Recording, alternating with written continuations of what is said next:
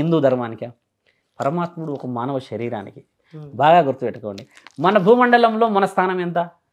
ఒక మన యొక్క ఈ యొక్క విలువ పరమాత్ముడు అన్న విలువకి భారతదేశంలో ఒక దేవుడిని పూజించే విధానంలో మన స్థానం ఎంత? ఖచ్చితంగా నువ్వు స్థానాన్ని కనుక్కుంటే చాలా మంది చెప్పారు మన స్థానం 4వ స్థానం, హిందువుల స్థానం 4వ స్థానం దేవుళ్ళని పూజించేది, 3వ స్థానం నాస్తికులది.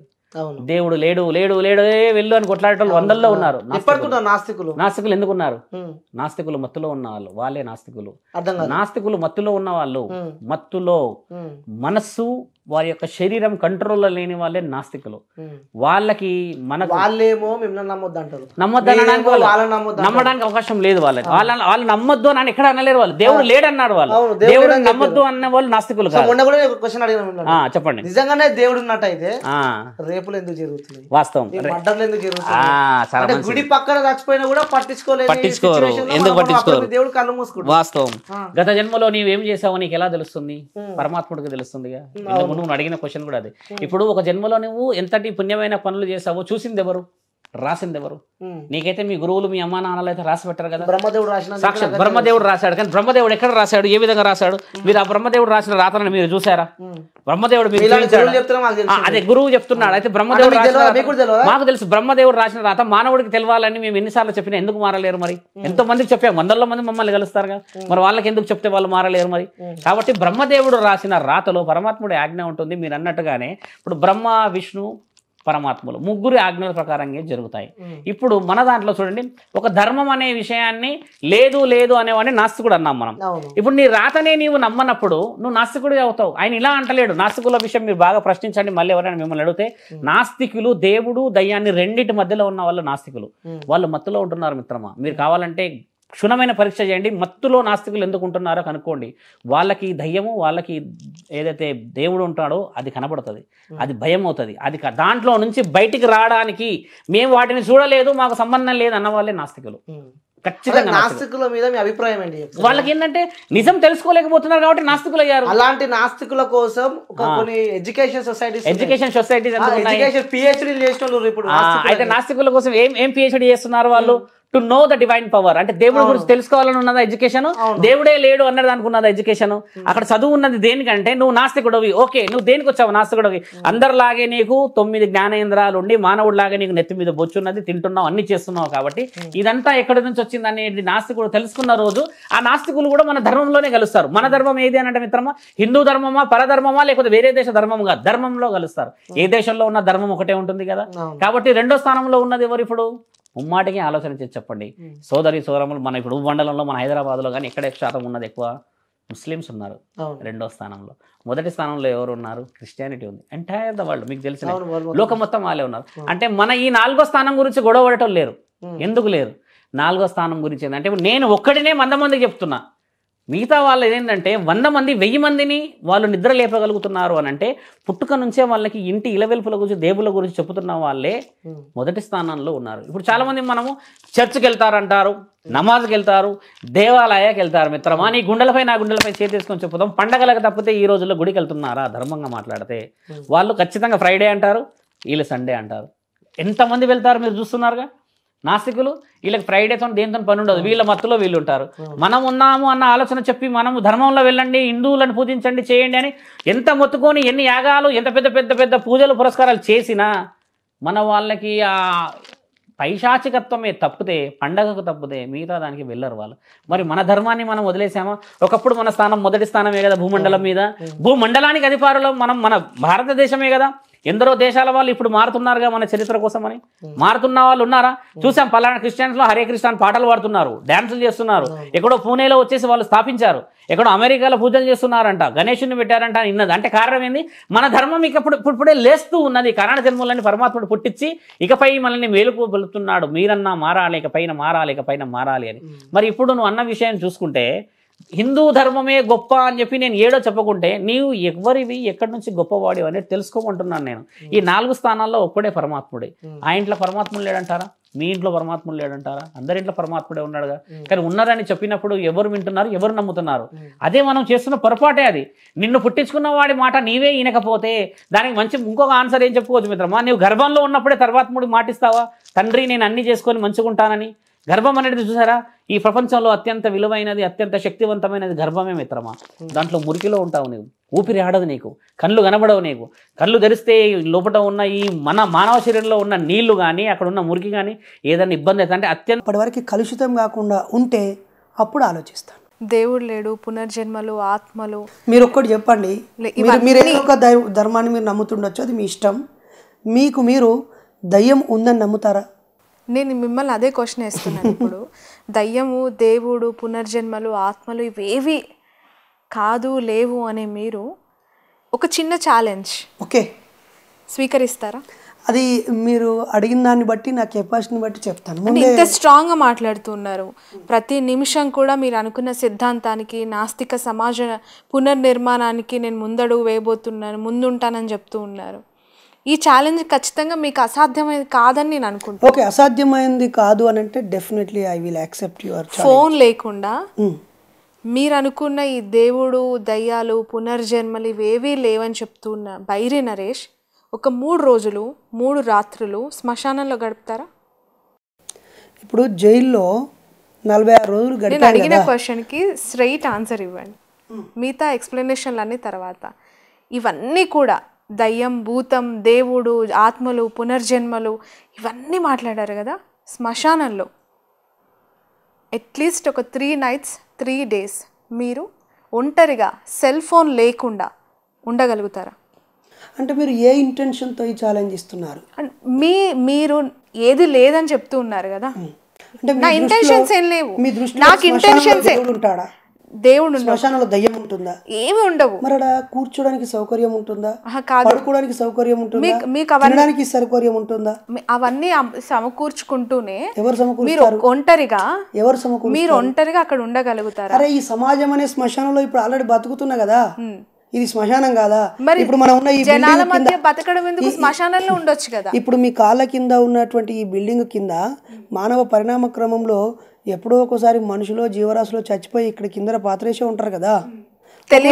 మీరు తెలివిగా ఆన్సర్ ఇస్తున్నారు నరేష్ గారు. తెలియదక్కువ అయ్యాలా?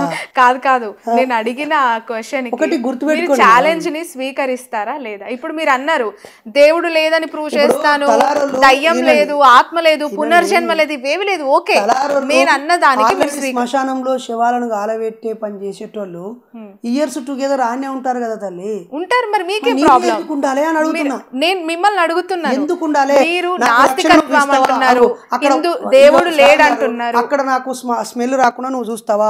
నాకు అక్కడ బ్యాక్టీరియా నాకు అటాక్ కాకుండా నువ్వు చూస్తావా? లేకపోతే పురుగు పూసి పాము గట్ల రాకుండా నువ్వు చూస్తావా? నరేష్ గారు ఉంటుందని చెప్పి దొంగ ఆకతాయిలు చేసే పిచ్చి వేషానికి నువ్వు రక్షణగా ఉంటావా? అక్కడ నాకు వెలుతురు నువ్వు ఏర్పాటు చేస్తావా? అక్కడ నీళ్లు ఏర్పాటు చేస్తావా? నాకు కావాల్సిన కామన్ నీడ్స్ నువ్వు ఏర్పాటు చేస్తా అంటే 3 రోజులు కాదు 5 రోజులైనా మంచి బుక్కులు వెలుతురు ఇచ్చి నాకు ఒక గన్ ఇస్తే వారం రోజులు ఉంటా. నీకు చేతనైతే ఏర్పాటు చేయి. కాటి కాపరులు సంవత్సరాల కాలం వాళ్ళ జీవితాన్ని గడుపుతున్నప్పుడు బైరి నరేష్ ఒక మెసేజ్ ఇవ్వాలనుకుంటే ఎందుకు గడపలేరు? ఛానల్ కి నేను ఆఫర్ ఇస్తున్నా.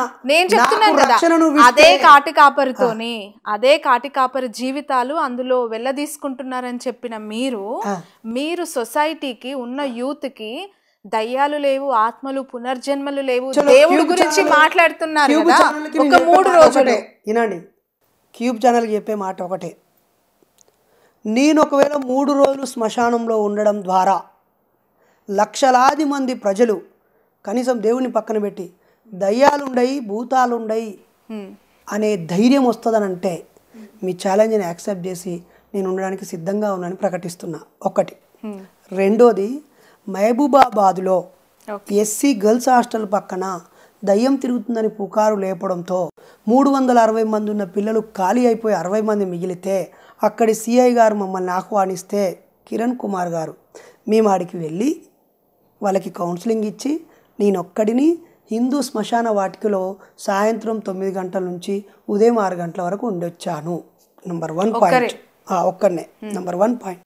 నంబర్ 2, ఇప్పుడు తెలంగాణ రాష్ట్రానికి ముఖ్యమంత్రిగా ఉన్నటువంటి కేసీఆర్ గారి సొంత జిల్లా సిద్దిపేటలోని దుబ్బాక నియోజకవర్గంలోని చింతమడక అనే గ్రామంలో ఉప్పులోని కుంట అనే ఊరిలో దయ్యాలు తిరుగుతున్నాయని ఊరంతా ఖాళీ చేసి వెళ్ళిపోతే 2018 నవంబరు 17వ తేదీన ఆదివారం అమావాస్య రోజు నేను కేసీఆర్ వాళ్ళ సొంత ఊర్లో గ్రామం దగ్గర అవగాహన కార్యక్రమం పెట్టి పోయి ఆడ శ్మశానంలో వండుకొని వచ్చిన. మీరు పడుకుంటారా అంటే వెంటనే పడుకుంటా అని చెప్పలేదు నేను. జస్ట్ మీరు ఏం అడుగుతారు, మీ ఇంటెన్షన్ ఏంటో తెలుసుకోవడం కోసం ఇంతసేపు డ్రాగ్ చేశాను. సో ఆల్రెడీ 2 రాత్రులు అయిపోయినాయి నాయి. ఫస్ట్ నైట్ అయిపోయింది, సెకండ్ నైట్ అయిపోయింది, ఇప్పుడు థర్డ్ నైట్ మీ క్యూట్యూబ్తో సిద్ధంగా ఉన్నా. లేదు వరుసగా 3 days ఉండాలి, 24 గంటలు ఇంటూ 3 72 గంటలు ఉండాలని అంటే చలో బిగ్ బాస్ షోలో పెడతారు కదా 3వ రోజు 5వ రోజు అని, అలా మీరు కెమెరాలు పెట్టుకోండి. నాకైతే రిక్వైర్మెంట్స్ అంటే నాకు రక్షణ ఉంటుంది అంటే నేనైతే రిస్క్ చేసుకోవాల్సిన అవసరం నాకేముంది? నిజమా కాదు? నాకు ఒక లైసెన్స్డ్ వెపన్ ఇవ్వండి, మంచి వెలుతురు, డే టైంలో ఎట్లా వెలుతురు ఉంటుంది, రాత్రి వేళ నాకు అవసరం వెలుతురు ఇవ్వండి, సెల్ ఫోన్ మీరే తీసుకోండి. ఏ సెల్ ఫోన్ వెళ్ళడానికే మీకు వెపన్ కావాలా? అమ్మా నేను మొదటి రోజు ఆడ పడుకున్నాక ఒక ఛాలెంజ్ స్వీకరించే క్రమంలో రెండో రోజు నీ చేతిలో కంట్రోల్ తప్పి 2వ రోజు అక్కడికి ఎవడన్నా ఒకడు వచ్చి నన్ను ఇబ్బంది పెడితే నువ్వు గ్యారంటీయా? మంచి కోసం చేస్తున్న గ్యారంటీ అని అంటున్నా నేను. మంచి కోసం నేను మంచి కోసమా చెడు కోసమా ప్రాణాలు పోయినాక ఏంటమ్మా? మీరు అనుకున్న సిద్ధాంతం రక్షణ కోరుకోవద్దా? రక్షణ ఖచ్చితంగా కోరుకోవాలి, నువ్వు ఇస్తావా? కానీ శ్మశానానికి వెళ్తేనే ఆ రక్షణ కరువైతుందా? అదేం కాదు. శ్మశానం అనేది సౌకర్యవంతంగా ఉండే ప్రదేశం కాదు, మనుషులు నివసించడానికి ఏర్పరచుకునేది కాదు. అది చచ్చిపోయిన శవాలను కాలబెట్టడానికి బొందబెట్టడానికి ఏర్పరచుకునే ప్రదేశం. నువ్వు బొందబెట్టే దగ్గర శవాలు ఉండే దగ్గరికి ఓ మనిషి సవాలు విసురుతున్నావు. ఓకేనా? నేను ఫోనే లేకుండా రోజుల తరబడి ఒకటే గదిలో ఉండి రాత్రి పగలు మర్చిపోయి చదివిన సందర్భాలు ఊహలు ఉంటాయి. ఓకేనా? అలా నేను శ్మశానంలో కూడా కూర్చుని హాయిగా చదవగలుగుతా. ఆడ శవాన్ని కాలుతూ ఉంటే వేడెత్తా ఉంటే కూడా నువ్వు ఆనే చదువు అంటే నువ్వన్న మూర్ఖురాలు అయి ఉండాలి, నేనన్న ఏతులకు కూర్చున్న మూర్ఖున్నానే అయి ఉండాలి. లేకపోతే ఆ బొందలలో పురుగులు, పాములు, తేళ్ళు, చెత్త చెదారం, మురుగు వాసన వస్తుంటే అటు నువ్వు భరించి నువ్వు అనారోగ్యం పారుగామా అంటే నీకనే తెలివి లేకుండా ఉండాలి, నాకనే తెలివి లేకుండా. అంటే శవం కాలుతూ ఉంటే దహన సంస్కారాలు అయ్యి అక్కడ చిత్తి మీద ఇదవుతూ ఉంటే నేను కూర్చొని చూడమనేది నా ఉద్దేశం కాదు. మరి నీ ఇంటెన్షన్ ఏంది? కాటి కాపరులు సంవత్సరాల కాలం అదే వృత్తిగా జీవనాధారంగా నాకు 2 డిమాండ్లు గడుపుతూ ఉన్నప్పుడు మీ సిద్ధాంతాలు మీరు అనుకున్నవి దేవుడు, దయ్యం, జన్మలు, పునర్జన్మలు ఇవేవీ లేవని నమ్మిన వ్యక్తిగా ఈ జనరేషన్కి మీ ద్వారా ఇచ్చే చాలా సార్లు సజీవ సమాధి అయ్యాను తల్లి నేను. ఓకే, హుజరాబాద్లో పివి నరసింహారావు చదివిన గవర్నమెంట్ హై స్కూల్లో సజీవ సమాధి అయినా. అలా ఈ రాష్ట్రంలో ఉన్న అనేక ప్లేసుల్లో సమాధి అయి బయటకు వచ్చినాం. ఓకేనా? మీరు చెప్పినటువంటి ఛాలెంజ్లో కొంత డిస్కంఫర్ట్ ఉంది. ప్రమాదం లేకపోతే సిద్ధం. రక్షణ కావాలనడం కూడా తప్పేనా? నువ్వు రిస్క్ తీసుకొని సావమంటే నేను కావాలా? నువ్వేదో రెచ్చగొట్టి ఎలగొట్టినా నేను పోయి ఏట్లో పోయాలి 3 రోజులు అంటే అట్లీస్ట్ మీరు అనుకున్నవి మీరు రక్షణతో ఉండే ఛాలెంజ్ అయితే 100% మీరు స్వీకరిస్తారు. ఎన్నోసార్లు మా పిల్లల్ని చిన్న పిల్లలప్పుడు ఆ టీవీ చూసుకుంటే భయపడుతూ ఉంటే వారిని వీళ్ళు టీవీ చూస్తే గిల్ల భయపడతారని చెప్పి వానికి రిమోట్ ఇచ్చి టిక్కని ఒత్తురా వచ్చిన ఆగిపోయిందా అయిపోయింది, మళ్ళీ ఆన్ చేయరా ఆన్ అయింది, మళ్ళీ దయ్యమతో ఒత్తురా ఆగిపోయింది. నీ చేతుల్లో కంట్రోల్ ఉందిరా, నువ్వు టీవీ కంట్రోల్లో పోతే భయపడతావు, అది నీ కంట్రోల్లో ఉంటే భయం ఉండదురా అని చెప్పిన.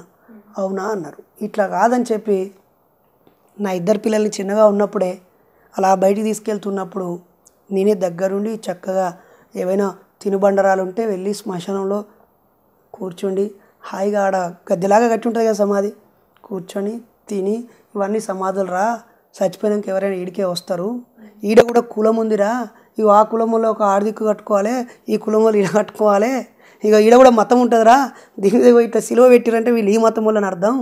చచ్చిపోయినాక కూడా కుళ్ళిపోతారు, అన్ని క్రిమి కీటకాలు తింటాయి, కానీ వీళ్ళు చచ్చినాక కూడా కులాలు మతాలు ఉంటారని బోల్డ్ అని అవగాహన కార్యక్రమాలు ఉంటారు. మొన్న రీసెంట్గా అయితే మేము మంచిర్యాలకు వెళ్తుంటే వాగు దగ్గర మా చిన్న అబ్బాయి నేచర్ కాల్ కోసం వెళ్తే ఆపాం.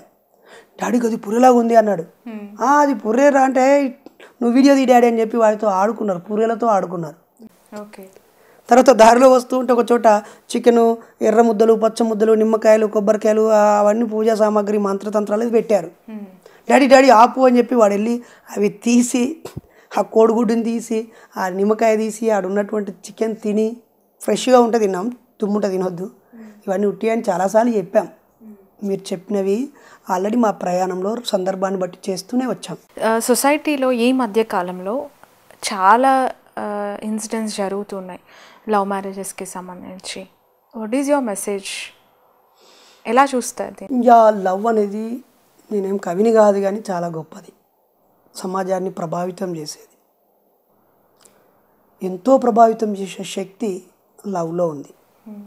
మరి ఆ లవ్ని కక్కుర్తిపోవడానికో స్వార్థానికో యూజ్ అండ్ త్రోగా దయచేసి చేయొద్దు.